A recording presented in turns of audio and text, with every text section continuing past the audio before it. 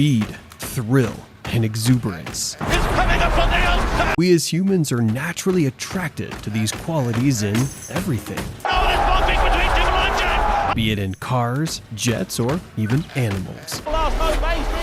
Perhaps this is why the cheetah's insane speed has continued to amaze us for centuries. However, what many don't know is that there's another animal that is equally fast, if not more, than the mighty cheetah.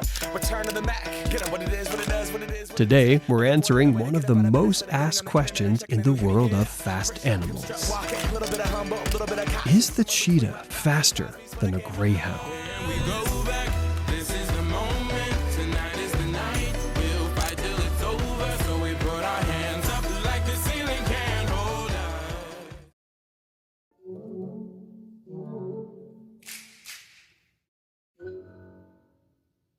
Undoubtedly, the cheetah is the fastest land animal on our planet. It can reach a staggering speed of 120 kilometers per hour.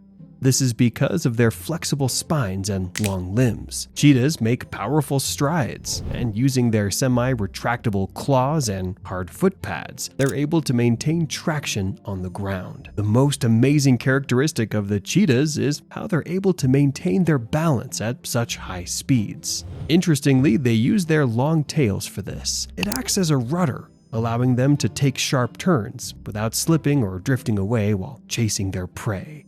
However, despite being able to achieve such high speeds, the biggest trade-off with a cheetah is that they have a limited time to run so fast. A cheetah can only maintain its full speed of around 120 kilometers per hour for merely 20 to 30 seconds. After that, they overheat and are exhausted. Obviously, this speed is enough to catch most of their prey. It certainly is enough to catch up with a human who is unlucky enough to become a cheetah's target. But is it enough to compete with a greyhound in a head-to-head race? For decades, greyhounds have been the top choice for racing in dog breeds. People specially train these dogs to run sprint races, compete in challenges, and win insane amounts of money. Moreover, the greyhound is the fastest dog in the world, capable of reaching speeds of up to 72 kilometers per hour. This is significantly less than the cheetah, and it makes answering the question that much easier.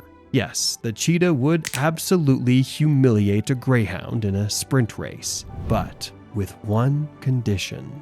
You see, in races, speed matters, but it's not the only thing that matters. Endurance also matters. The cheetah can maintain its maximum speed for up to 450 meters, but after that it becomes considerably slow. So, if the race is over a small distance, the cheetah will win.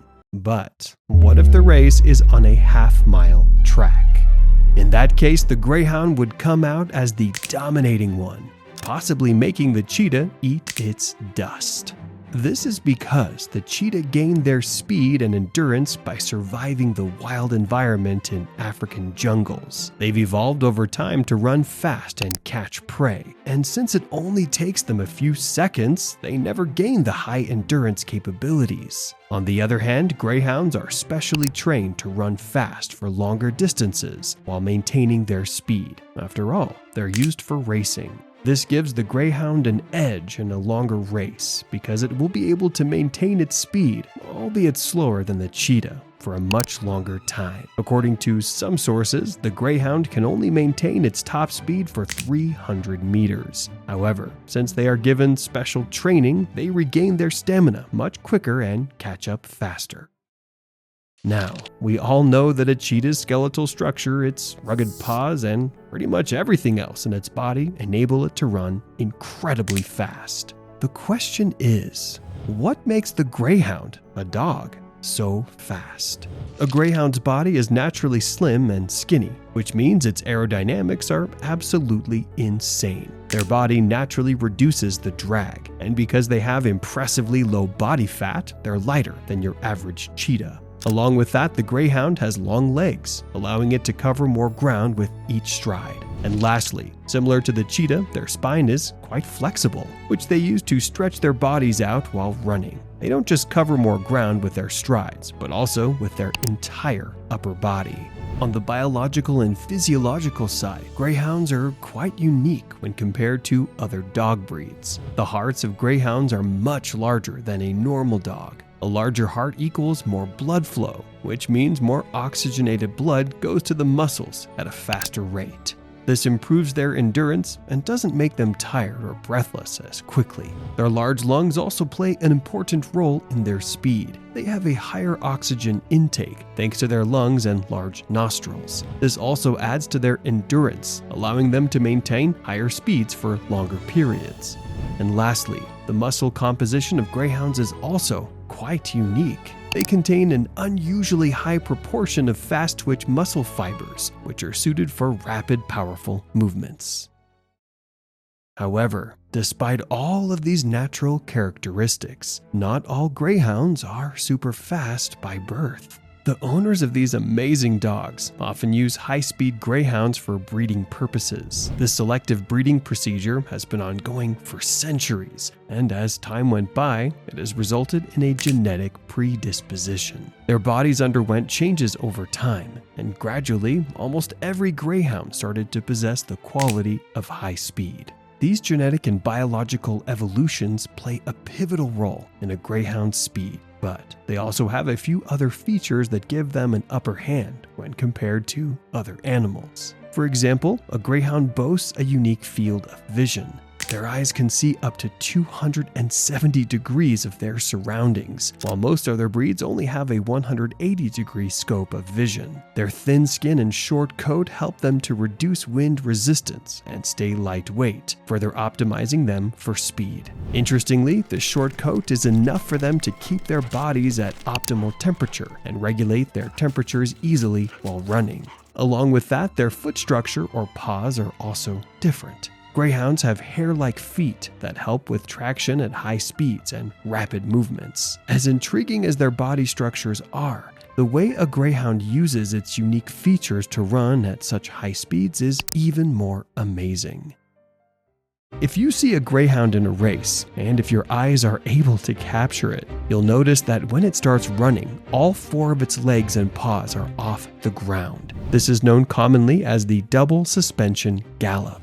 Only a handful of other dog breeds have this running style, but the greyhound is undoubtedly the master of this skill. During a race, the greyhound picks up all 4 of its legs off the ground twice during each running stride. Firstly, when its legs are fully extended, and secondly, when they are tucked under the body. This triples their stride length, allowing them to cover more ground. Pairing this with their lightweight bodies, the greyhound is able to exert more force on the ground, and as a result, it achieves peak acceleration much quicker than any other breed. As I mentioned before, this doesn't come naturally to all greyhounds. Usually, greyhounds that undergo rigorous training and follow special diets are able to achieve such speeds. The trainers keep them on a high-nutrition diet consisting of protein, healthy fats, and hydration. Protein is the most important part of their daily food consumption since it helps them preserve their lean muscle mass and promotes muscle recovery. With proper hydration, the greyhound's muscle and joint health is kept immaculate, turning them into impressive runners. Unfortunately, greyhounds are also one of the most exploited and abused dog breeds in the whole world. Their very strength has put them in grave trouble for centuries, all because humans use them for their own benefit. In the racing industry, there's usually millions of dollars involved. Bets, prizes, sponsorships, and breeding groups. Everybody has a vested interest in greyhound races. What they fail to understand, or perhaps even understand but just ignore, is the fact that these innocent dogs are put through excessive trauma and pain in the name of training. During their training sessions, greyhounds are intentionally pushed to their absolute limits that often lead to horrible injuries. Broken legs, heat strokes, dehydration, and exhaustion are extremely common among racing greyhounds. What makes this even more terrible is that during these training sessions and races, they are kept in poor conditions. Les Moore, greyhound trainer. Unventilated kennels, confined spaces, and little to no contact with other dogs is normal. The trainers and owners deny any companionship or natural exercise to the dogs because they believe it would affect their performance. Ultimately, when the dog ages or gets injured, it becomes useless. The owners then euthanize the innocent animal because they're no longer profitable. But this is just the tip of the iceberg of the horrors these greyhounds endure. During breeding season, greyhounds are put through artificial methods of breeding solely for greedy reasons. Everyone wants a surplus of dogs because that increases the chances of producing and training a champion. But the female dogs that go through repeated pregnancies with artificial insemination ultimately give up. Their bodies are no longer able to reproduce, and the owners kill them too. Now, you might be wondering what happens to the dogs that don't get injured, but just become slow due to their age. Well, according to some reports, greyhounds are one of the most abandoned dog breeds in the entire world. Oh, no, you don't. No, get away from me. On average, a greyhound can race for up to 5 years of age. After that, they slowly start to become slow. Their bodies aren't as healthy as they used to be, and they just don't have enough stamina left. Once they become old, their racing careers inevitably come to an end. Then, the dogs are sent to shelters, abandoned, or even euthanized. Only a few dogs are rescued and adopted by families, but most of them give up in shelters or on the streets. Their bodies, due to excessive training, give up, and they are said to be left traumatized. Their mental health is gravely affected, all because their owners wanted to profit off of them. The horrifying thing is that it's not only the physical exercise that ruins greyhounds. The owners of these dogs pump them with drugs and steroids, like a bodybuilder or powerlifter, to improve their racing performance. These steroids are extremely dangerous and act as slow poison, putting the dog's health at risk.